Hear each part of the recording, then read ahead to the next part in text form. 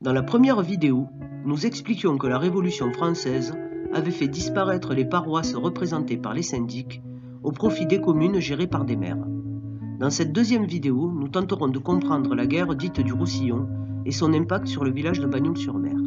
La décapitation de Louis XVI le 23 janvier 1793 et la politique belliciste menée par les députés jacobins poussent le roi d'Espagne Charles IV à rejoindre la première coalition. En réaction, la France déclare la guerre à l'Espagne le 7 mars 1793. Ainsi, Bagnols-sur-Mer, commune limitrophe avec l'Espagne, se retrouve projetée dans la guerre dite du Roussillon. Très tôt, le sort des armes est favorable aux troupes espagnoles.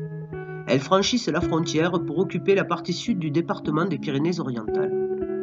Protégé par sa topographie montagneuse et par les forteresses de Collioure et Saint-Elme, le district d'Argelès-sur-Mer, pourtant limitrophe avec l'Espagne, reste épargné par la guerre qui se déroule à ses portes. Alors que dans la plaine du Roussillon les combats font rage, et que les réquisitions de nourriture sont drastiques et violentes, la relative tranquillité des communes du district d'Argelès ne pouvait pas durer. Ainsi, dans le courant du mois d'octobre 1793, en provenance de la forteresse de Collioure, arrivent dans la commune de Bagnols-sur-Mer 4500 soldats français menés par le général Louis Delattre, assisté par le député de l'Hérault Claude Fabre. Les soldats installent leur bivouac sur la plage, pendant que le général Delattre et le député Fabre rencontrent le maire François Pagès, assisté de son procureur municipal et de ses 5 conseillers municipaux.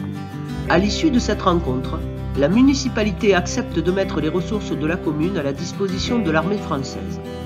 Pendant que le maire lance un appel à la population, les soldats réquisitionnent de la nourriture, ainsi que les animaux de trait, tels que les chevaux, les mulets et les ânes. Si 200 hommes, soit quasiment un quart des habitants, répond à l'appel de l'armée française, en revanche, le paiement en assignat des réquisitions mécontente fortement les Bagnolencs, car ils n'ont aucune confiance dans le papier-monnaie qui ne cesse de perdre de la valeur.